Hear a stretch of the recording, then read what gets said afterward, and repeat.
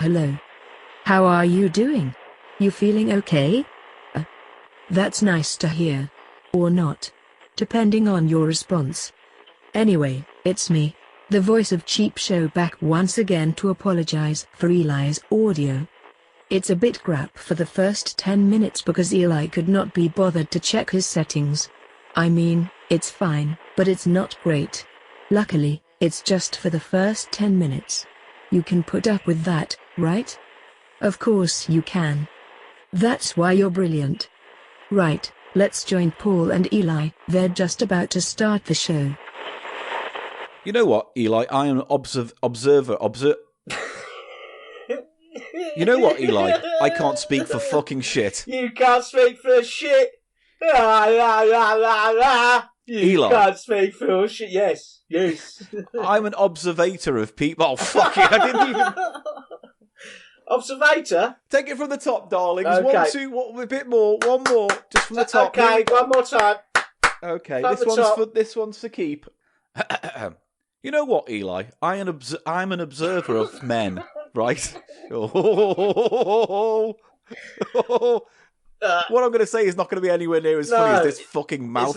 It's not fart. none of this. None of it. You're an observer of men. Yeah, and From I bushes, noticed that from when you have from a shed, from your shed, have you got a special hole, a special slat that opens to watch men out of? Go, I have my peak slat, yes. My peaky slat.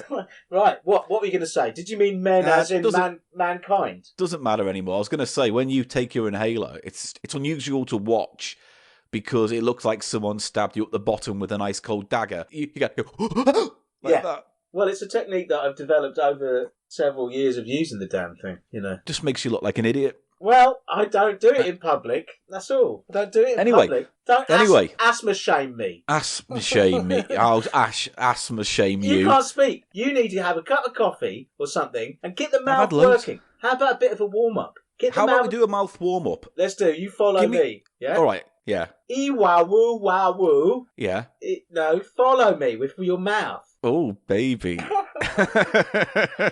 was going to do something good at the top of this show, but no. All right. E-wah-woo-wah-woo. Now what are you going to do? Now go picka-picka-picka-picka-book. Picka-picka-picka-picka-book. Abba-dabba-dabba-dabba-doo. Abba-dabba-dabba-dabba-doo. Right, good. Now try I'm an observer of men. Eli, yes. I'm an observer of men, as you well know.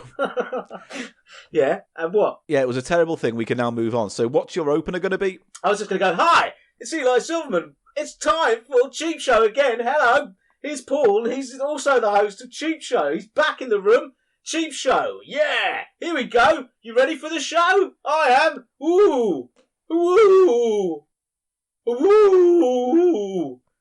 Just like that, something like that. Yeah, no, I think that's spot on. I think we can just start with that. Yeah, get the music going. So, no, now you do it. Now you've run it past me, now you do it again. Oh, right, sure. Exactly. Word perfect, exactly the way you did it last time. Or I'm scrapping it. Okay. Yeah, hello, I'm sorry, whatever that is, what you're doing is not the intro to this show. No, it's not. But this is. And then you link in there. Yeah. Good. All right. I'll do it now. I hate you and your fucking noodle posse.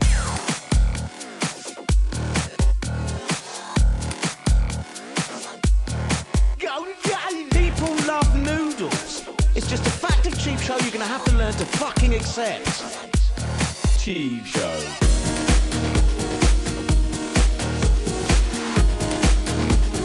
Off-brand brand off, off-brand brand off.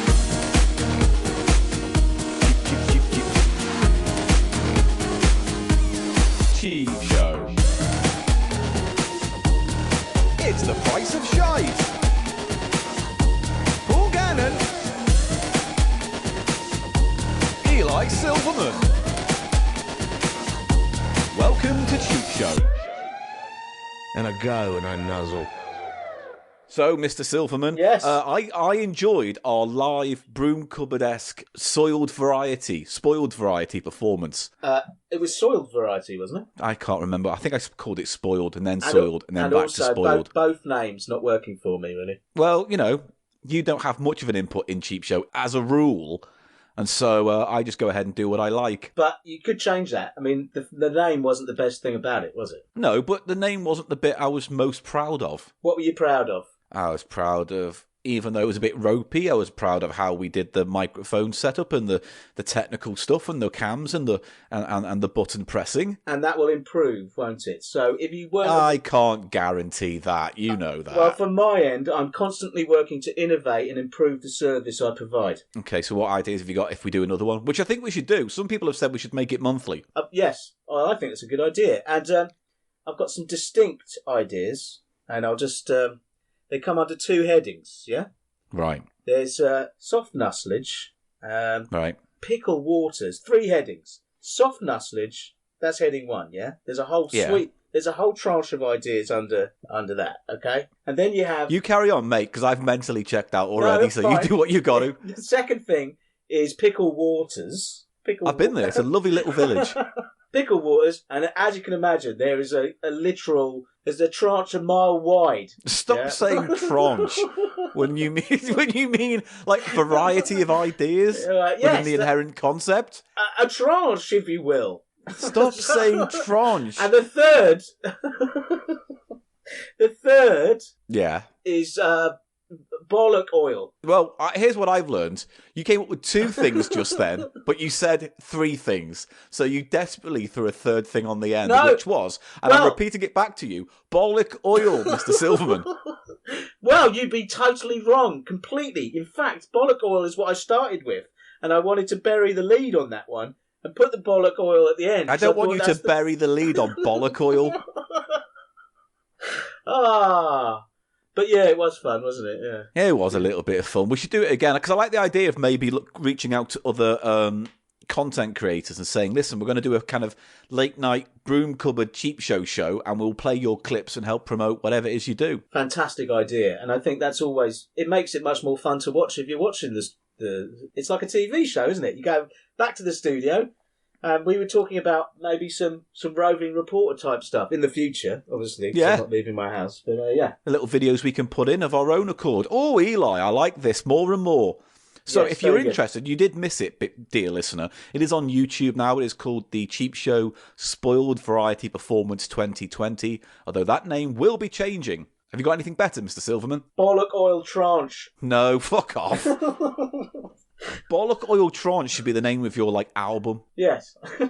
Another good thing about the stream, whatever. If you were, by the way, going to become a singer, just call yourself Jacob Silverman. It sounds more folksy. Jacob Silverman, yeah. But I'm not a folksy singer. I have nothing to add to that. You've got nothing to add to nothing. It makes nothing. Well, then, yeah. If you add nothing to something, is it still nothing? No, it's whatever the something was, it's still there. But you've added nothing to it, so how is there anything extra? There's nothing extra. Oh, no. Because you've added nothing. So is the weight of it different? Why would the weight of it be different if nothing is added? I was waiting to see what sentence would set you off on a little rant, and that was the one. Twat. Right. Another thing about the stream. Yeah. It was a very rare public appearance from the Cheggers. Oh, yes. Lord Cheggers. Le Chegween, who made it, and so did his spiritual father, Keith. Desiccated Keith. And then there was even a love song about Keith. Was there? I can't remember. I was stoned out of my mind. Great, lovely, and professional. Excellent stuff. Well, what have we got coming up on today's show, Mr. Silverman? Well, there is. In a few short moments, Paul, there will be the first bespoke source reports on Cheap Show. I've got some sources. I'm going to go through them. There's that, and then I don't know. That's it. I've come. Fine. In that case, it'll be a short episode where Eli Silverman eats some saucers and then leaves a sticky load of bollock oil all over his hairy tum-tum. What else is coming up in the show, though? Well, all I'll say at this point, Mr. Silverman, is that there will be an alarm that will go off once I introduce the segment. Okay. Serious. Basically, I've got some top tips for staying happy. How about that? How about I dangle it like that? Okay, well, I'm always up for tips for staying happy, Paul. You know me. Good. Yeah. Well, I've got some tips, and also at the end, how many tips? 25. Now that could be described as a tranche of tips, couldn't it? No. Do you know what would be a tranche, though? What? Here's a tranche. There'll be a tranche of all the bad ideas you've ever had for this podcast. Eli, throw the switch, light the bulbs. It is time for the Source Report. Source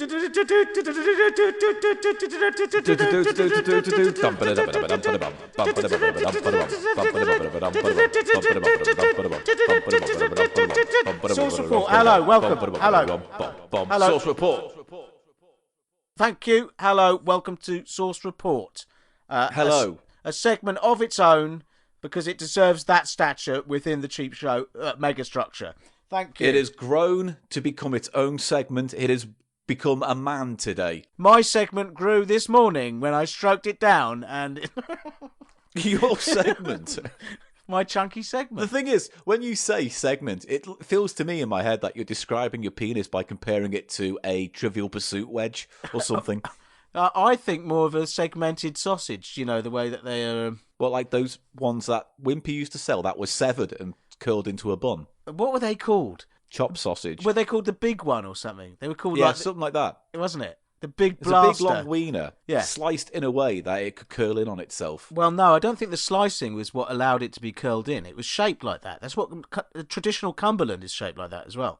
Yeah, but it wasn't a Cumberland, was it? It was just some kind of weird hot dog sausage that had slices in. I know, but the slices were to make it cook on the griddle quicker because it gets the heat into it. No, there was definite slices. There was definite severage of sausage. Yes, the severage was to help it cook. It wasn't. It didn't make it. It did not. If you are claiming, if you're fuck all about sausages. Right, hang on. Do sausage report. No, I will. I'm going to look up wimpy sausage. I'm not discussing sausages with you. Wimpy sausage. I'm looking it up. It's happening. And you know what you will find? You will find that, mate. Oh, look what I'm going to show you on Zoom. You fucking twat. What? How about this? I know look at this. I know it had those cuts. I'm just. No, you look. All right. Look at the camera. I'm showing you. What are you seeing? Yes, they has those slices to help it.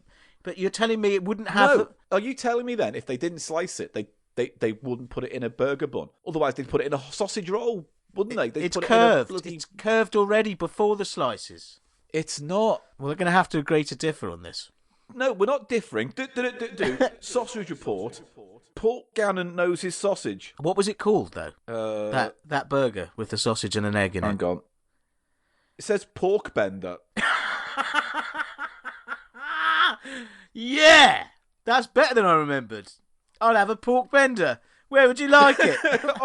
I went out to the pork pub last night and I had a pork bender. Now I've got a pork hangover. Yeah, I have a pork bender. I had my pork goggles on last night. Oh, dear. Now, we're here, Paul, in all seriousness, to talk... Hang on. And that's the end of the sausage report. Thank you. Thank you. But we are here, Paul, to discuss... It's not going to be a new segment, by the way, within the Source Report, the Sausage Report, just to say that. Okay? Yeah, well, no, it might be... One day it might grow its own wings and become a beautiful segment of its own. I can imagine a sausage with wings now. I'm frying without wings. Right. We've got 3 distinct mini segments within the Source Report today, Paul. I'll be tasting some sauces. Let's crack on. Okay, so firstly, we are looking at some pizza sauces. Now, nice. Pizza sauces you get with your pizza. They try and charge you, but then often they'll just throw them in for free. And there doesn't seem to be any hard and fast rule about that, does there? Well, it's always chive and onion or whatever. It was cream and chive. That's always the one they give out free. Oh, really? So you think there's a hierarchy in what they'll give out? Yeah, because think about it. It's always an effort when you have to ask for barbecue sauce. You know what I mean? You kind of feel like you're out of place suggesting it. It's like, there you go. Here's your pizza.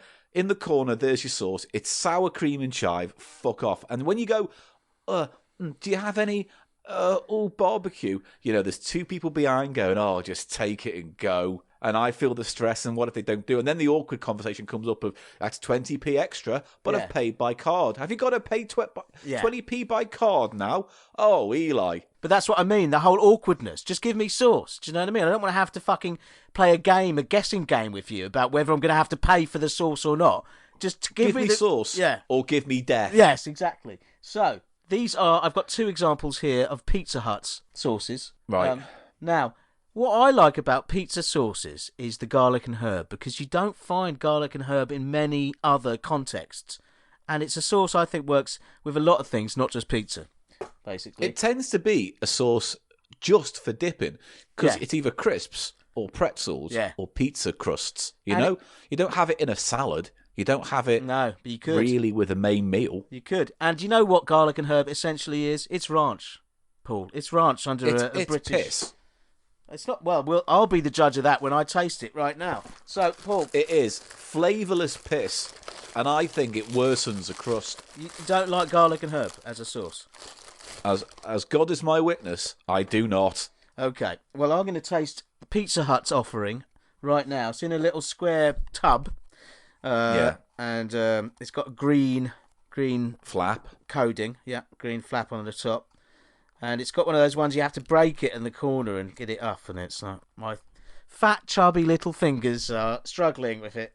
So, Well, it seems like you don't need me anymore for this podcast, Mr. Silverman. You've learnt your lesson. I'm off back to heaven. ooh, now there's a very strong garlicky huff coming off that. Woo!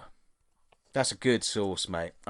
Now, you may ask, Paul, Eli, how are you tasting these sauces? Just straight bareback, straight on the tongue out of the pot? Or are you using some kind of neutral medium to deliver the sauce into your mouth? It would be the latter, and I'm using Funnily enough, I wasn't thinking of asking that question.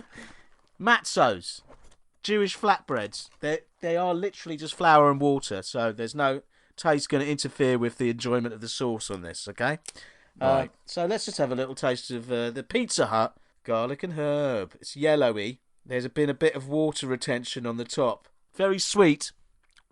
One day, you'll be describing a sauce, stop mid-sentence, and just start crying. You know that? It's insipid, that. Sweet and insipid, but with a sort of oily garlic flavour. Really terrible. Terrible. Really Oh, bad. what a letdown. From one to the other. And the second Pizza Hut is another dipping sauce. It's their hot one. Now, Oof. they say it's hot. It's not. It's going Yeah. to be a disappointing morass of sugar flavours, isn't it, basically? Well, Sugary. we often say, don't we, that we have a palate that likes hot, whereas that might be suitable enough just for your common or garden Joe Madam on the street. Yes, and why pretend, though, that you like it hot when you don't actually? You like it the opposite of hot. Not hot. Now, I've opened it up. It's got quite a nice sort of colour, this hot sauce. Very deep red. Looks like hot sauce. You smell it. It's got a very weak vinegary smell. There's no spice coming out at you. Just the vinegar substrate. I'm going to guess this will be sweet and insipid, like the garlic and herb. Well, go on. Oh, very vinegary. Oh, that's disgusting. Awful. I mean, it's got some hotness. Just vinegary? Has it got any flavour? It's got... No, the only flavour it has is some sugariness. Sweet, hot, vinegary No, nonsense. it's got... Yeah, you've got the tartness of the vinegar hits you, and then you think, oh, is there Yeah. flavour? No, there's a sweetness, sickly almost sweetness, and then give it a couple of beats, and the heat hits, and there's heat. I mean, it is hotter than I expected it to be. There is some heat there. Is it an aftertaste kind of heat rather than an immediate heat? Yeah, it's a burner, slow burner. But what I think you want for a hot sauce for a pizza, especially, is Is it for this segment to be over? no, because this segment has barely begun, my friend. I know. So yeah, terrible. I don't know what they're like from other popular pizza places, but those were both fucking shit, man. Really bad. Now, from the profane to the sublime, because we're moving on to some sauces made by the world king of sauce manufacture. Would have to be Heinz, wouldn't it? I mean, I they've suppose Heinz to the Kellogg's of sauce. They have types of sauce, thousands, literally thousands of varieties. What sauce do you think they don't have? I reckon they don't have smegma and anchovy sauce. That is because that is not a real product. I reckon they'd do a sauce called placenta and pomegranate. I would eat that. Yeah, right out the fucking scooper. Only if it's horse placenta, though. Horse placenta? No, I only gave her 10 quid. Right, so... What? Right, I don't know. There's a part of me that thinks that makes sense, but I'm not going to look into it too much. It doesn't. Right. Because it just brought a little joy. Now, I've got 3 Heinz pots here, Paul. You sourced these for me. Can we just get a little bit of background on these 3 sauces, please? Well, sometimes I take a particular route to work that allows me to go past a number of high street fast food restaurants. And in this instance, it was a Burger King. And I got the whole range of their sauces for fries. And I can't remember what they are, but I'm sure you have them in front of you. I do. So why don't you tell me what I got you? Now, going from most common to least, we have barbecue sauce. You like barbecue sauce then? On fries, yes, sometimes it's nice. Now, I wonder if that's what they call barbecue sauce here is what they call barbecue sauce like in fast food restaurants in America. I think there's like a universal understanding that It's that. It's barbecue that brown sauce stuff. is that smoky brown Ketchup, essentially. Yeah, ketchup. Okay, so that's the first one. And then we have creamy honey mustard. Ooh, yeah. Creamy honey mustard. Now, that would be nice, I think. Ooh, Again, for dipping, because the Burger King chips are a little bit different than the McDonald's. They're slightly thicker, a bit more crunchier. They take to the sauce a lot better. Well, don't you remember they relaunched their fries? That was like the 90s though, wasn't it? Was it? No, it wasn't. Yeah, I that. think It so. was about 10 years ago. No, It was only 10 years ago. They relaunched them for crunchy. Get the fucking phone out. Fries report. Here we go. Get the phone out. When did Burger King? I know I've wrote badoing. Burger King change their fries. Does your text And he's out. Right. Burger King, the second largest fast food. does your predictive text go badoing? Like that you? No, it's just that. It was just the way it came out of my thumbs. Right. Burger King, the second largest fast food chain in the country, is changing its French fry recipe. Yes, the French fries will now be thicker, crispy, and hotter. And the report that the last time they changed it was in 1998. Yeah, but Oh, that was from 2011. yeah, told you about 10 years ago. Like I said, yeah. They're raising their game to compete with companies like Five Guys and In-N-Out. But that's America. That's America. Well, they happened here as well around the same time. Did Burger King change their fries? Oh, They did. yeah. I don't Well, listen. you I know don't... what, Mr. Silverman? What? We'll agree to differ. No! Do. Fries report. Fuck off. Right, and then third. So we got creamy honey mustard. But I've never actually tasted creamy honey mustard before. I imagine that it will be almost like a mayonnaise mustard, which would be a good thing in my book, especially with a bit of sausage or something. Get on with it. And lastly, another one that is common sauce, but it's new to me as a Heinz variety: sour cream and chive. Sour cream and chive. Well, not my favourite, but you're right. I don't know many Heinz flavourings of that type. As a Heinz, that's quite uncommon, and I'm a bit regretful that I have to break into it and besmirch it because it's quite a rare piece, and it is as we talk, it is mint on card. So You can't have sauce. Mint on card. I can't what? I can't have sauce mint on card. You can't have sauce mint on I card. fucking can. Right now, Paul, are you telling me that these were the only three sauces available? Surely they had ketchup and. I mean, not yet. They had ketchup and stuff. And don't call me Shirley. Every time. I love it. I read two separate posts today that the person was trying to write the word surely, but it had predictive texted them as surly. Get on with the sauces. Right, okay. So I'll be tasting these Burger King sauces. Burger King give you mayonnaise. That's another big thing that they try and one-up McDonald's with. Because you go into McDonald's, they will not give you mayonnaise. No, they won't. They will They don't know not. what their fucking problem is. They will not. They don't know what their fucking attitude is. And they took vinegar out of their restaurants as well, didn't they? Yeah, but that made sense. I'm just opening a new packet of Matzos, my friend. And I've got a good long strip of dipping Matzo. There you can see. There's the...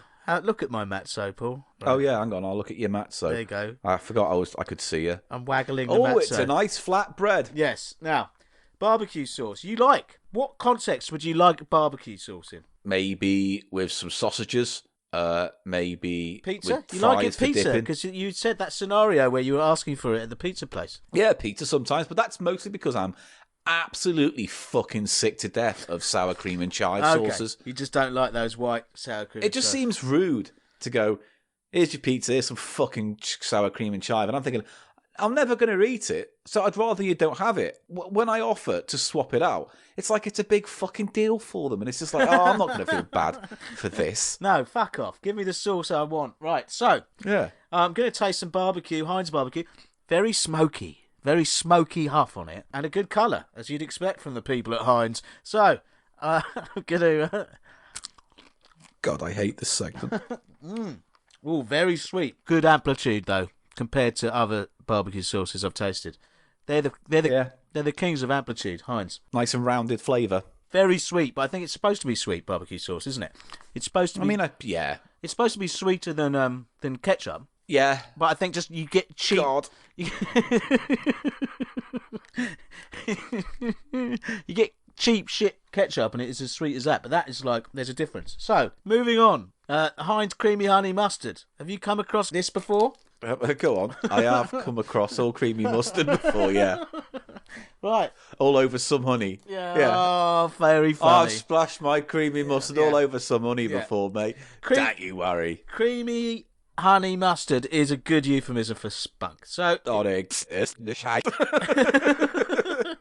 This has got quite a solid looking sauce. It is spoogey, for want of a better word. Yeah, that's right. Yeah. I give a solid sauce. And it has a very salad creamy smell. I like it. It's meant to be mustard, but it's very salad creamy from the odour. And also, what's your opinion on salad cream? I like it. Sorry. I like it. It's a good sauce. I like it. No, I like it. It's nice in a sandwich, like the millennials want to do, if they want to do that. Yeah. But please do not change the name to sandwich cream. It's just more. There's something more redolent of the air of spunk about that title, sandwich cream, doesn't it? Salad cream also sounds pretty rude. No, if you salad wanted cream it to be. is good. Salad cream's fine. You're safe with salad cream. Sandwich cream. Like, hello, would you like a sandwich? Shall I put some cream in it? Sandwich cream. Would you like some of my bread splash? Yeah, exactly. Would you like dippy baguettes? Would you like to slowly push a baguette into your mouth? Oh, God, right. I'm going to taste... Covered in my sandwich cream. I've dipped, Paul. I've dipped in the honey. Also, it's got little bits. I wonder what the bits are. But why has it got bits? What kind of bits? Are they solid or little or dark more viscous? Bits. Little dark bits, like little bits of pepper. Oh, maybe it is pepper. Oh. What? That's good. The creamy honey mustard from Heinz. What would you have that with? Anything you'd have salad cream with, because it is essentially a dressing. Yellow salad cream. Oh, there you go. It doesn't taste of mustard at all. It's very sweet and just salad creamy. That's a good How one. is this what our podcast does now? How is this? How desperate are we? We're not. This is important news about sauce coming straight to the people. Right. Don't make it sound like some kind of Lenin-esque fucking manifesto. Now, Paul. What? If you see any more of those honey mustards, I'd suggest... I'll pick them up. Pick them up. Right, last of the Heinz... And the last... in this segment of the Sauce Report... No, there's this whole thing, this whole pot. This is 20 minutes long already, and I'll be fucked if I'm going to donate 40 more to the rest of your poultry...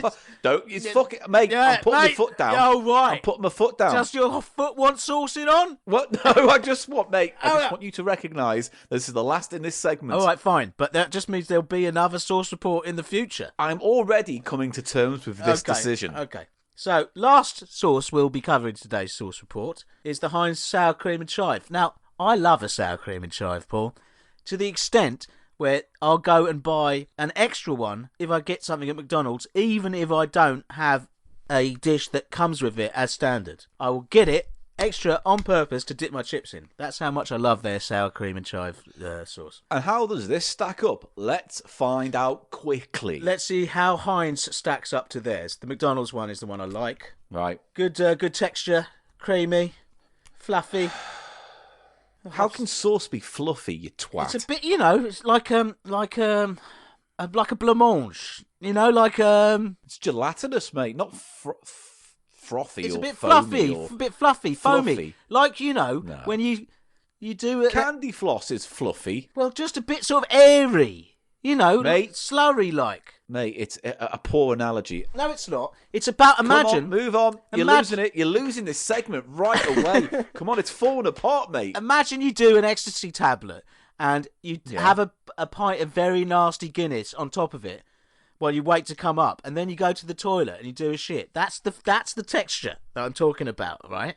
Everyone will know that foamy poo texture. The bum. No Not when you say everyone, not everyone's taken LSD, then had It's shit not Guinness, and LSD. then, For fuck's sake. Fuck whatever, you. acid. Everyone's whatever doobie drugs you take. Everyone's going to be writing in going, yeah.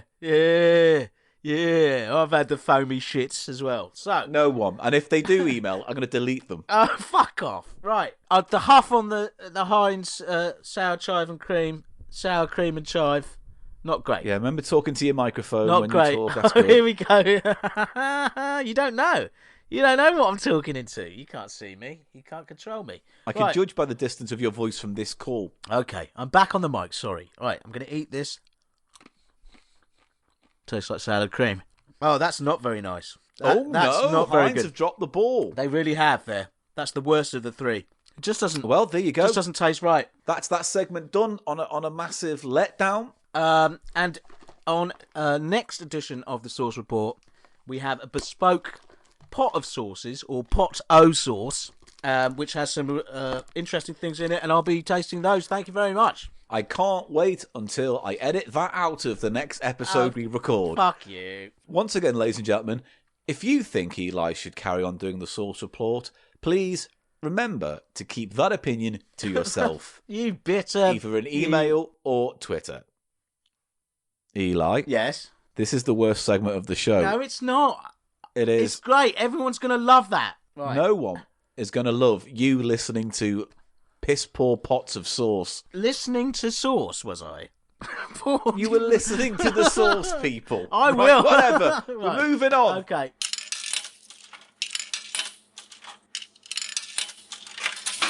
Eli, Yes. I have brought you here under false pretenses. Have you? What? You thought we were making another edition of Cheap Show, and I lured you in with the promise of a Sauce Report, and you've had that now. I have that sauce report now. You have that. I have that But sauce report. unfortunately, I now have to open the box with the big red button and violently and with some impotent rage, I fire off Paul. the Noel alarm. Noel alert! Noel alert! Noel alert! Edmonds The Edmonds has returned into our lives once again. This is Mainly because I was thinking, you know what? What's he this been up to? Has he lockdown- been up to something? Has he been doing something? What's he been doing? Nah. He's not up to much No. as far as I know. Do you think he's behind this whole outbreak in some way? No. We all know Noel's a puppet for Steve Wright Yeah. now. So Okay. Well, yeah. what I think's happening is Noel Edmonds is currently in his underground lair where he has a bank of TVs and monitors. Yeah. He's trying to absorb the internet, is what I think he's doing. He can't be stopped. He can't be stopped. He can't be He stopped. can't be reasoned with. He can't He's be. a entertainment machine, and he won't stop until you've heard some shitty anecdote from Barbara in Suffolk. Yeah. God, he's awful, isn't he? Yeah. His little. Anyway, What? what we're doing today in our Noel Alert section is I was looking through his book, Positively Happy, that we've mentioned briefly in the past. And because it's a bit tough at the moment, what with the lockdown, I Yeah. thought, who best to give us some advice on being positively happy than Noel Edmonds? I mean, yeah. I get the impression he really is happy. He says he's happy. He convinces himself he's happy. He's happy. He's happy. He seems happy. Yeah. But at night, he lies there in bed, unable to get an erection, and just violently smashes a plate onto the floor before bed. Why, is he Greek or something? No, he just has a stack of plates, and every night he looks sad, grabs one, and just lazily throws it on the ground, and it smashes. And only then can he sleep. Is his wife Greek or something? No, there's nothing Greek about it. It was just that I could have said anything. I could have said, oh, every night he sits there after a failed attempt at masturbation, Yeah. and then chokes out a rabbit. Oh, that's a lot worse than dropping a plate. Because he enjoys their screams before he sleeps. Yeah, that's quite satanic now. We're not. Yeah. There we go. Right. So anyway, his book, Positively Happy, has a chapter 8, Yes. which is 25 ways to be positively happy. And I think it's only fair we share it with the audience. Isn't number 1 be extremely rich? Well, let's find out Okay. as I read chapter 8, 25 ways to be positively happy. And you just stop me if anything irks you, all right? Okay, Paul, will do. Thank you. Here we go. Well, if you've got this far, you're either curious, contemplating some sort of improvement in your life, or you've opened the book at the back. At this point, I think it's time to pull out some key points and put everything together. I want to make it clear Can I just say? What? Does that sentence read? He definitely hasn't had an editor in, has he? He hasn't At this point, I think it's time to pull out some key points and put everything together. He'd lose at just a minute there, wouldn't he? Why? Repetition, word, point. Yeah, but that is not what he's doing. No one writes a book with the rules of just a fucking minute in their head. It's bad, though. It's badly written. You shouldn't use point, and especially you shouldn't use the same word in two different ways in one sentence. That's really bad. Do you know what I mean? At this point, moving on. At this point, he doesn't need to say at this point. He could just say now. He could say now, couldn't he? Read that sentence, mate. If you got to pick at every single thread on just this, read we're the going to sentence. be reading this book for fucking ever. Read the sentence and replace at this point, which is at the beginning, with the word now, please. Now, I think it's time to pull out some key points and put everything together. Beautiful. I don't think it makes a difference. I want to make it clear that the things I suggest work for me, but none of this is prescriptive. I don't think you have to do everything at once. Your journey to becoming positively happy is a lifetime one, and there'll be lots of fine-tuning on the way. I can't disagree with that. A fucking what? It's a lifetime one. So he sells you the book saying you'll make you happy, and then it's like, it will take your whole lifetime. So what? I'm fucking content just before I fucking die. No, he's saying that there's no such thing as complete fucking resolution of who you are as a person. There's always change. Are you defending? You're defending Noel to me. You're saying that's good. This is good. Okay. I'm just saying, if you pull apart everything he says, then you're weakening your overall arguments against Noel, because then it seems petty. I'm trying to give a bit of balance so that the things that do hit hard. All right, go ahead. Sorry. He continues. I've been honest in this book because I think being honest with yourself is absolutely vital if you're going to be more positive. Yeah. You also have to believe you have the right to happiness. You cannot and will not do so without this belief. That's a sentence I don't like. No, it's terrible. Terribly written. As I said at the beginning, my own belief, that which enforces my practical actions, lies in the cosmos. But you certainly don't need to believe in the cosmos to understand and follow the concepts in this book. You just need to believe you can do it. Number one, we're getting into it. All right. What does he mean by the cosmos? The cosmos is the cosmos. There's no The cosmos is ignorant to Noel Edmonds. That's what the cosmos is. The cosmos doesn't go, oh, what's Edmonds up to? Yeah. The cosmos doesn't do anything, does it? No, he's an existential blip on the windscreen of the car universe. It's confusing, Paul, because he says if you don't have to believe in the cosmos, but if you buy the cosmos in its general meaning, just means the universe out there, and everyone believes that exists, don't they? So, do you know what I mean? It's just, go on, hit me with it. Number one. Create opportunities and luck will follow. In order for things to happen to you, you have to send the right signals to the cosmos, to other people, and yourself. You can't just sit on your bum and wait for positive things to happen. You have to show that you're worthy of them. People who succeed actively set out to create opportunities. They don't always know exactly what they want, but don't let that stop them. They just keep trying until they find it. I agree with Noel. Oh, God, I hate Noel. I agree with Noel. Why? Because it's true. Opportunities don't just come because you think you're good enough to get them. Yes, that's your true. perspective, Eli. That's how you think the the world works. No, that's not how I think. No, Paul. It is. No, Paul, you're correct. Yes. And here's how you think. I'm Eli. I went to special school. I'm a special boy. And things will happen to me. I'll just wait. All right, so it's not about Noel. It's about me. My so-called privilege. Bullshit. Special boy. Oh, no, I think I'm a special boy. Eli thinks he's a special boy. Paul, I agree. Yes, that is, you. Obviously, you've got to get opportunities, work hard to make opportunities. Absolutely. But he's saying it's deceitful what he's saying, because he's saying, on one hand, you just have to ask the cosmos to give you things. But then on the other hand... He's not saying ask the cosmos. He is. He's saying you've got to He says send the right signals to the cosmos. What he's saying is which you is put asking yourself out there as a productive doer... You believe in his cosmos, then? You believe in the Edmonds cosmos? I don't believe in the cosmos bullshit, but I believe in the... if you go and make your own opportunities, they will come. But that's what I'm saying. He muddies that whole point, which is true, but is also very trite and is in any number of self-help books. But he's sort of... Well, we're 11 minutes in and 1 point down. This is going to go on forever. He's welded the cosmos onto that. It's like, work your arse off and make opportunities, and then the cosmos will give you an opportunity. No, the cosmos won't give you anything back. It fucking does. He's saying it. Well, that's what it gives. It gives you it back. It's what he's fucking saying. Give me point number 2. Number 2, focus on yourself.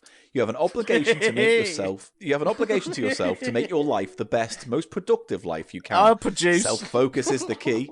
It's not about nasal gazing or being introspective. Oh, yeah. Nor is it about being selfish. It's recognising your right to think about yourself and your needs. Yes. In this way, you will attract opportunity. Well, Paul, I do focus on myself. Sometimes twice a day. Yeah, you do. Sometimes twice a day, and I'm very productive when I focus on myself, yeah? So what you're saying is you think about yourself to masturbate. That's weird, isn't it? No. Do you think about yourself? No. Josh it. No, I focus on myself, a special boy. Special boy. You. Is that what you do? You stare in the mirror, wanking, saying out loud, I'm a special boy. Is that what you do? No, I never said I did. I'm just saying. I'm quoting you verbatim. I'm a special boy. What I was trying to say is when I focus on myself, as in focus on a certain aspect of my anatomy, yeah, I'm very productive. I'm not an... That's the only time you are. Yeah. That's true. The most productive you are is when you pump out some hot bollock oyster sauce on your tum-tum. It doesn't go in my tum-tum. It goes it goes far and wide. Anyway. Right, here we go. Point 3. Have a vision, a passion, an overwhelming desire. Vision is essential when you are seeking to convert positive thought into success. I cannot think of one significant thing that has happened in my life without first having a vision of what I wanted. Having a vision is not just daydreaming, it's a clear mental picture of what you want and say, that's me, that's where I'm going. If you don't believe you can do it, no one else will. You have to be the one with the vision, and you have to have the power to bring it to life.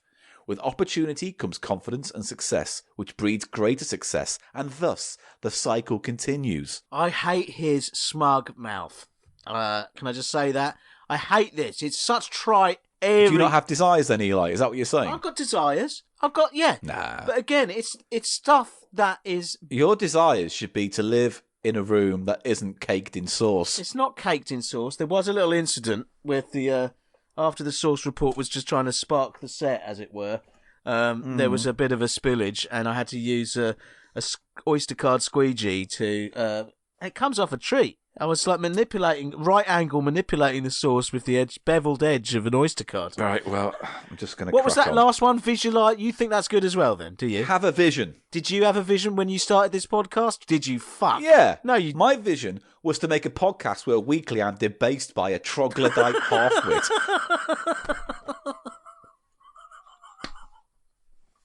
And I achieved that dream with fucking distinction. Okay, mate. Sorry. Jesus. All right. Number 4, make space for your dreams. You have to make space for what you want and show yourself and others that you are serious. If you don't ask, you don't get. In order to ask for something, you have to positively make room for it in your life. No matter what other responsibilities you have, the one to yourself is just as important as any of them. Like, for instance, when Noel's responsibility is to make a health and safety check during a live show, being executive producer. Yeah. But he thought about himself. No. So that worked. He totally thought he had a vision of a lawsuit, didn't he? Any problems with that? No, moving on. Point 5. Let go of self-imposed limitations. Many of the limitations are a result of our upbringing and get reinforced by family and friends. So they can be pretty tough to leave behind. Changing our behaviour means undoing those years of conditioning and altering our views about what we can do. It means liberating ourselves from our past, ultimately becoming more comfortable with who we are. Again, just sort of trite, meaningless gumph. Psychobabble, Paul.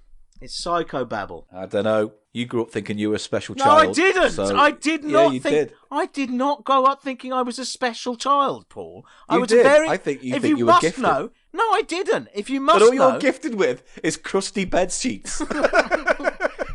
If you must know, I had trouble. Where's all that Steiner school gone to? Where's all that education gone to? I got when expelled. You're in your mucky I neck. got expelled from the Steiner school. Yeah? Yeah, because you kept wanting to sit at a table with edges. You're a cunt, you are. You know that.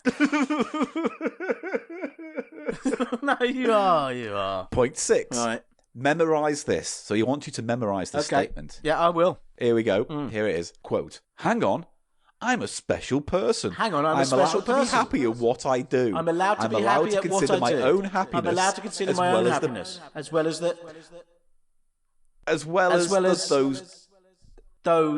as those people around me. As well as those people around me. And I'm allowed to do all this without any feeling of guilt. And I'm allowed to do all of this without any feeling of guilt.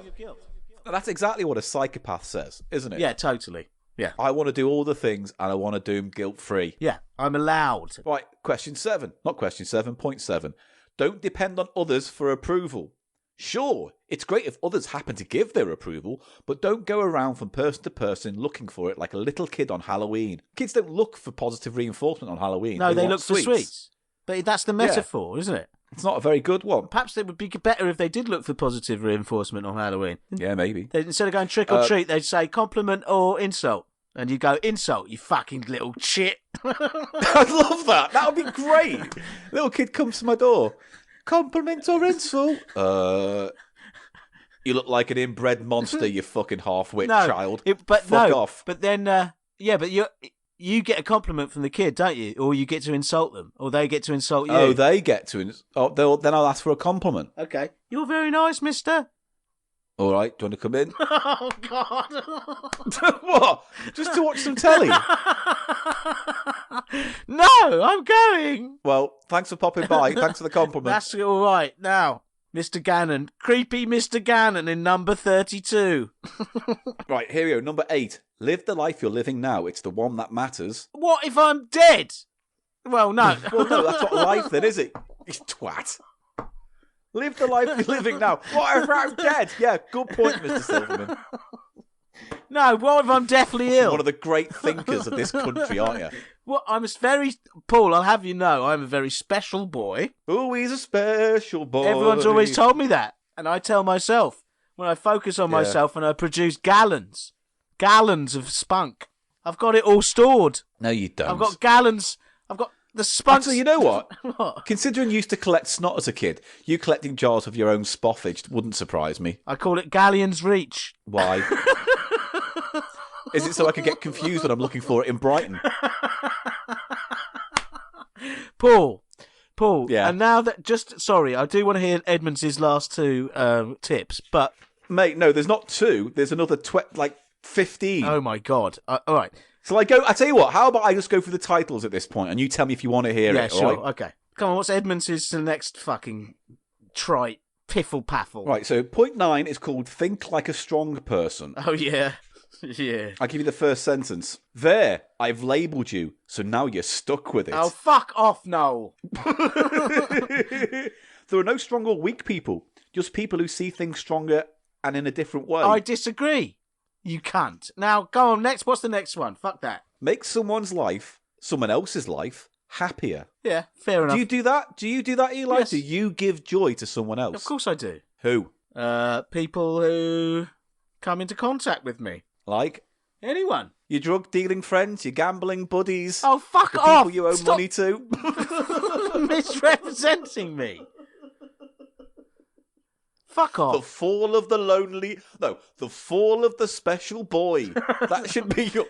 Shut up. What's the next people one? People who consider others and engage with them are more likely to live happier lives themselves. Fuck off, Noel. Fuck off, Noel. The recipient of spontaneity will become a donor. What if that positive spontaneity is some kind of fucking quip on the radio, like you're expert at? It's like that's what he thinks when he says his smug little half jokes. That he's helping people. Do you know what I mean? That he's like being nice. You're not being nice, you're being smug. Maybe this book should have been called Noel Edmonds, Positively Smug. Yeah, it would be much more descriptive, wouldn't it? I mean, come on. Number 11, be a positive force in your community. Do you think Noel Edmonds was a positive force in the community he brought Crinkly Bottom to? Yeah. The Dead on Its Feet theme park. He must have been, and he must be such a huge community member at the fucking country club in his golf course or whatever, where he spaffs over the waitress's dress and pays her an extra tenner and then goes, put some of that in the cream and mushroom soup. I want to see my golf enemies drink my spaff out of mushroom soup. Wow. No, fair enough. You're probably right. It is community. Fuck off. Oh, there's Noel Edmonds. He's off down the tea shop to spunk in more milk bottles. Edmonds. Oh dear, there's a really good video online. Expedition Theme Park does a kind of breakdown of Crinkley Bottom and how it was built. Oh, really? And basically, he went into a really nice country park kind of, estate and went, I'm going to build garish, cheap, pink, blobby-esque, ugly-looking fake town. Like those old fairs that used to come to town in the summer. And we like those the ghost houses in those were so grody. Number 12, be grateful for what you have already. Do you see? Your loved ones might already know you love them, but just to make sure, why not tell them? Never take them for granted. It says, remind yourself how grateful you are for everything you have. Yeah. Write it down on a piece of paper and put it next to your bed and read it every night. I don't want to read how grateful I am every night. Eli, do you reckon that means every night Noel Edmonds goes to bed and writes on a piece of paper, helicopter, house, wife, taxi, fake wife? Yeah, exactly. Yeah. Lloyd's Bank, no. Sticking it to Lloyd's Bank. Yeah. Now, Paul, again, this is feeling gratitude and being grateful for things is extremely good for your mental health. But this is an accepted fact. You know what I mean? Why am I paying Noel for this? I mean, he's repackaging, isn't he? Yeah. It's things but that so are much quite of common. Yes, that's what I mean. And so much of the whole genre of self-help is this stuff, which is... Well, that's the problem. Yeah. Isn't it? It's basically, I'm not disagreeing particularly with anything he's saying. What I'm usually disagreeing with is how he frames it in regards to his own success. Yes. And it seems... As if he discovered it and proved its point. And as if he wasn't... What he calls luck, he believes came to him because he asked the cosmos, or he sent a message to the cosmos. I reckon Cosmos is the name of some fucking 18-year-old boy prostitute. Oh, God. You know what I mean? Like every night I fucking pray to the cosmos. I'm sending signals. I'm sending positive signals all over Cosmos. Spunk signals. Yeah, we got it. That was the idea, yeah. Was it? Wow, right. Okay, what else? Come on, read it out. Point 13. Do talk to strangers. The world is no less or more evil than it has ever been. The majority of people are decent and good and not out to get you. Yeah, fine. Yeah. Don't let your fears or inadequacies keep you from connecting with the world. I tell you where that some people are sort of not definitely 100% friendly was the local park where I went the other day, and it was stuffed with crackheads. But Noel says you should speak to them. Well, they just asked me for cigarettes. That's all they did. I did speak to them. Yeah? Yeah. And walked. Was it a positive experience? It wasn't. It was quite frightening in a strange way. Well, there you go, Noel. We can't speak to all strangers. Next, don't compare yourselves to others. Again, the most basic kind of thing you'd say to someone who has anxiety or depression. The most basic thing is you'd say that. Do you know what I mean? Which is true. Accept and it is who you true. are is liberating, he says. Next, 15. Accept there is no perfect life. I mean, Yeah. Who can you say ever lived a perfect life? Like you'd put it on a wall and say, all right, everyone, this is an example of a perfect life. This is there is no example. Harry from Felixstowe. Is that the perfect life for you, Paul? Yeah. Paul. Harry in Felixstowe, he had What's his name? What's his name? Harry or Larry? Is it Harry or Larry? And what's Mr. Inchman's name? Paul? Larry. It's Larry, isn't it? What did you write on the fucking thing when you put the podcast up? Jerry. I don't care. Jerry. You said Jerry. He's not Jerry Inchman. He's Larry Inchman. Jerry Inchman is his cousin. Oh, yeah? What does he sound like? Terrible. Yeah, it is, actually. You put me on the spot. Actually, Okay. the thing about Jerry is he's a bit of a subversive. He goes up to you and goes, 1 full metre. Oh, really? 1 full metre. Okay, why is Can he I called give it? you a metre, sir? Meters? Right. 1 full metres. Right, so yeah. Come on. 16. Don't expect too much of money. That's very deep. Thanks, Noel. Yeah. Money is money. Great. It is not compensation for anything else. No amount of it can bring you emotional happiness. Money is nice to have, but it should not be the sole reason you strive to achieve. It's all very well for you to say that, isn't it, Noel? When you're a millionaire by your mid-20s. Yeah, and that's, again, another thing that they've looked at. And you get your happiness or contentness does increase with money, but only up to a certain level. So that level where it stops increasing with more of it is way behind Noel. Do you know what I mean? Is way behind. So it's like, it's all very well for you to say that. I think the most telling sentence, though, is where it says no amount of it can ever bring you emotional happiness. Yeah. If anyone's going to know, it is going to be Noel. It's going to be Noel. But I didn't need him to tell me that. I knew that. Number 17, be proud of what you've done so far. This is a short one. I know this is the UK and we're not supposed to shout it from the rooftops, but you are entitled to be proud of what you've achieved. Remember that you're comparing you with you. That's not boasting. Well, here's the thing. I think he wants to be the best thing in the UK at what he does, right? But I also think he resents the UK because the UK thinks the best thing he can do is shit. Yeah, totally. There was a little dig. Resentful. There was a whole dig at the UK for being unboastful there, isn't it? He doesn't like... Well, he tried to break into America, didn't he? And he had all those chat show things. Oh, really? When? In the 80s? No, it was mid-90s, I think it was. Right. I'll put a link to the video on our website. So if you go to the webpage for this episode, there'll be a video for that pilot that Noel Edmonds shot. It's on YouTube, but I'll put it on our webpage. I'll be interested to see that. You wouldn't. It's absolutely awkward gash, where most of the thing is him talking to the audience, and they're American, and they don't understand his humour and don't understand his accent. Yeah, and his humour is not very strong anyway, is it? I mean, if you want to watch an hour or 90 minutes of Noel Edmonds laughing to himself nervously, then go for it. Next, play to your strengths. Yes, obviously. All right. Number 19. Remember, you're here for a good time, not a long time. Yeah, that's good. I can get behind that. Yeah. Life is short, and for me, there is reason enough not to allow a negativity to dominate it. Negative moments are a part of life, but dwelling on them need not be. Unless they're overwhelming your mind. Yeah. There are people who simply cannot and will not think positively, no matter what happens in their life. These people are no good for you. They'll not only suffocate your ideas, they'll suffocate you. Remove them, and life will improve. They'll suffocate me, so they're murderers as well. His metaphors get all muddied. Don't they? That sounds like the comment someone who's got an ex-wife says. Yeah. You know what I mean? Margaret fucking suffocated all my great ideas. Terrible. Use criticism constructively, not destructively. Which is fine, because, criticism can be good if it's offered in a productive sense. But if someone writes, I don't know, on a comments page on YouTube, oh, look, there's that Giacomo nonce, sometimes it's really hard to... I wonder who wrote that. To roll over on that one. Yeah. All those comments that say things like, I don't know, Paul's technical incompetence ruined this stream. Thank God for Eli's Snapple bottle nuzzleage and fucking Keith worship that mate. Saved the stream. Well, you just got to know where your Keith is buttered. And I'll tell you where Keith is buttered, Paul. On its witch hole. I got you trained. I got you down. No, you haven't got me trained. You've got me beaten into submission. He's buttered on his witch hole. Next, 21. Accept that you can't be liked by everyone, or in Eli's case, anyone. Oh, fucking shut up. Don't fight their negativity with your own. That's fair enough. 22.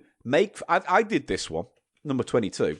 Yeah. Make friends with your lows. People who cope with negative feelings don't treat them as something alien. They recognise that lows are just as significant as highs. So they relax and don't waste their energy fighting them. Again, it's just normal sort of advice you could find in any book of this sort, really. It's there's nothing new. No. 23. Seek out new points of view. If you want to learn how to bring change in your own life, you need to develop flexibility by looking at a situation from a different perspective. Yeah. Yeah. Like the perspective of someone who doesn't understand medicine, who tells you this box can cure cancer. Like that perspective or something like that. Can't. This is when he's getting to the end of the list and he's like, I've kind of said this shit a couple of times already. How do I fucking... He probably got someone else to do it, didn't he? He asked Cosmos. He asked Cosmos, and Cosmos came round, joshed him off, gave him a blowy, and then finished the list for him. Oh, Cosmos, you write me book all pretty. Oh, you make my words work. 23, 24, here we go. Don't be afraid of change. Yeah, that's fine. I agree with that. Blah, blah, blah, blah, blah. You have to speculate to accumulate. Yeah, obviously. Blah. And finally, believe that you can be positively happy. And then he just says, all the things I just mentioned, you should think about. I hope that by reading this book, you can, at the very least, get to the point where you believe you can have the power to redirect your life and become a happier person. And then here's the very last paragraph of the book. So let's see how Noel goes out, all right? Okay. Well, that's just about it. You now know a little bit more about me and a whole lot more about positivity. So there remains just one all-important question. What are you going to do now? Close the cover and hurl the book into the nearest waste bin? Use it to prop up that dodgy coffee table? Or keep it close to you and regularly refer to the little tips sprinkled through its pages? I really hope it's the latter. I'd like to leave you with this simple observation on life that has consistently worked for me. The challenges we face every day do not make us who we are, but they reveal who we are. Oh, and never forget that you have a fundamental right to love and to be loved, to be successful and to be happy. Noel Edmonds. Oh, God, how many trite little truisms can he stuff into the last sentence? Fucking hell. Well, Noel, the all-important question, what am I going to do with this book? The answer is... Spoff all over it! During the lockdown, if we can't get a shop delivery in, this will be appearing between the cheeks of my arse. Yeah. Going I will right be up. spreading my brown positivity all over Noel's helpful words. That is terrible, but, you know... He could have had that ghost written by someone. In fact, he probably did. Or maybe I can find like a picture from like a website of like, you know, body discoveries and put a photograph in the middle of it. And on the back, write, this book worked for me, and give it back to a charity shop. Nice. Well, thank you, Noel. I think we've all learnt a little bit there, and maybe we can all go into the world a little bit more positive and a little bit more like Noel Edmonds. Yes, I certainly will be. Strutting around thinking... Oh, the cosmos is coming. Oh, the cosmos. Cosmic ways to change your life. And I tell you what, to end on, I'll read you some reviews from Amazon. This is what Abby wrote. 2 stars. Waste of time. Talks about himself the whole way through. Blah, blah, blah. I used to like Noel Edmonds. Oh, wow. He's really losing people. I bet he didn't ask the cosmos for that. I mean, to be fair, it does have 58% 5-star rating. Okay. And 6% 1-star. So let's look at the 1-star. Right. Dr. George Sick gave it 1 star. He's a doctor. Is that his real name? It just says Dr. George Sick. You'd have to change your name if you were really a doctor called Mr. Sick. Your consultant is coming to see you now. Here's Dr. Sick. Most of these reviews suggest that the general public loves Noel Edmonds. Let's get things clear. Only a tiny fraction of the general public like Noel Edmonds. True. The ones who watch his dreadful quiz show because they have nothing better to do with their lives. The rest of us find his smug, tidy bearded grin positively toe-curling. Here is a man who admits openly in this book that he is of questionable talent and that he only got his big break as a broadcaster because of the infinitely more talented Kenny Everett had annoyed a few people. Is that in the book? He is now... Did he get his Yeah, break? I mean, it doesn't mention it directly, but that's kind of true, yeah. Kenny Everett kept on getting fired, so they were hiring people in his wake. Oh, just because Everett kept getting fired? Is that how he got his opportunity? Yeah. Wow. He is now back on our screens and has the monumental arrogance to attribute this somehow to cosmic forces. His cavalier attitude to health and safety got a member of the public killed on one of his shows, and his dreadful crinkly bottom theme park destroyed the entire seaside resort of Morecambe. Wow. Is this really something we should be going for in terms of advice? Well, it's your money, and the more suckers who buy this, the more positively happy Noel Edmonds is likely to be. I'm not sure I can say the same for its readers. And then one last one. That's a good review. One last one from Dr. R. Wally. Why is he a doctor? What's he called R. Wally for? Sorry, no, Mr. R. Wally. I don't know why I said doctor. Mr. R. Wally writes, I cosmically ordered a bucket of Kentucky Fried Swan last Thursday and nothing was delivered. I reckon a phone call is your best bet for ordering stuff, and you can use this book for throwing at cats. Yeah, exactly. It's the way he tries to put that whole sort of bullshit thing about synchronicity or asking the universe. That whole aspect, it puts me off even more because it's it's just bullshit, isn't it? It's just confirmation bias, isn't it? You go, oh, I asked for some money and then I got some money. It's like those mediums, isn't it? Fake mediums. It's the same thing. It's just the way it is. Yeah. So there you go. Right. Hopefully you've learned something today, and I think it's time to wrap this show up. Let's do that. Noel Watch is over. Fuck off, Noel.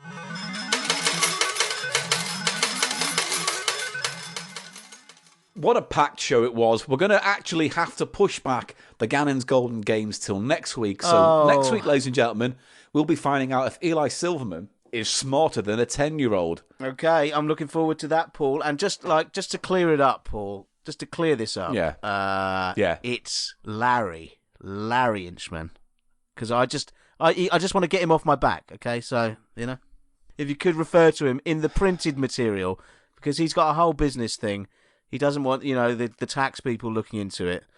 He's Larry Inchman, yeah? I'm not asking, I mean, he'll barge in here. I've had him come down here. He's come to the House of Pickles. He hasn't got the visa to get in, but I've had to send him away. So, just Larry Inchman is becoming my most hated invention of yours. Okay. Can I just put that on the record? He adds nothing. He does nothing. He comes on and just says the word inch loudly, which affects my ear when I'm editing, because I have to then take all that loud audio and reduce it so it's palatable for people who put up with your fucking special boy. Shut up. I'm not a special boy. Yeah, finally. Yeah, you admit it. You're not a special boy. You're like all of us. Yes. A pleb. Yes. Okay, just wanted to mention that. Thanks, Paul. Get on with the end. Yeah. Right, it's the end of the show. We'll play Are You Smarter Than a 10-Year-Old next week, so that's good. Something to look forward to. But let's just say goodbye by giving you the admin you need to get in touch with us. Email thecheapshow@gmail.com. The website, www.thecheapshow.co.uk. Every episode has a page for it, so you can check out images and sometimes videos that accompany these episodes. Are you going to need? Have you got photos of these sources? Yes, there will be. Will there? But take some anyway and send them to me. All right. I can't, because there was that accident and it's all gone. It's all. All right, great, lovely stuff. Right. Sorry. Yeah. Good. Right. Moving on. I forgot my point now. You twat. Patreon. We love them. No, I was getting to another point. .co.uk. Website, yeah. The website has a link to the voting, which is ongoing for the Cheap Show Awards. It has a link to the Unbound project I'm doing. It has a link to Events magazine. Eurovision. Eurovision. Urination Vision. Urination. And it's got a link to Tony's art merch page on Redbubble. So it's a one-stop shop for all the stuff there. Yes, patreon.com/Cheap Show if you want to help support this in any small or large financial capacity. Number 10 magazine. And you'll get the magazine and podcasts and videos and bits and bobs as and when they come. What else? Your Envision. We've had a few entries in. I've not replied to the emails yet because I just want to leave them virginal until we can tackle them on the show. Virginal. But if you have a 1 minute... Vaginal. 1 minute to 90 second... Vaginal. Song you'd like to enter into Regina Your Envision. Fatata. Is she going to be the judge? It will be fucking good. That's it. I'm done. Bye. Right, bye. That's it. I'm done. Bye. Bye. It's Eli Snoid. ELISNOID. Bye, everyone.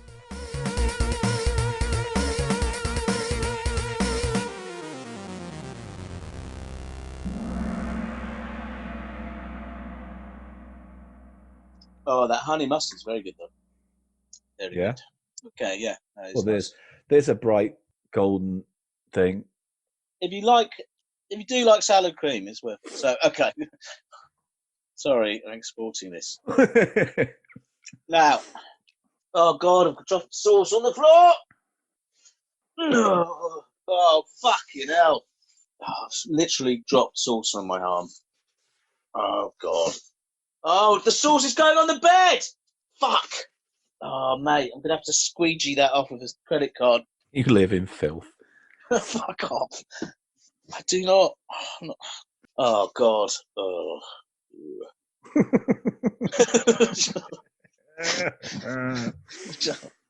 Jesus. It's not even a nice sauce. God, those Pizza Hut ones are fucking terrible. Oh, sauce all over my bed. Oh, it's grim. Oh, it's grotty. Paul, I'm just going to... Sort yourself out for a bit, yeah. Yeah, literally one. All right. 1 minute. Okay? Yeah, hang on.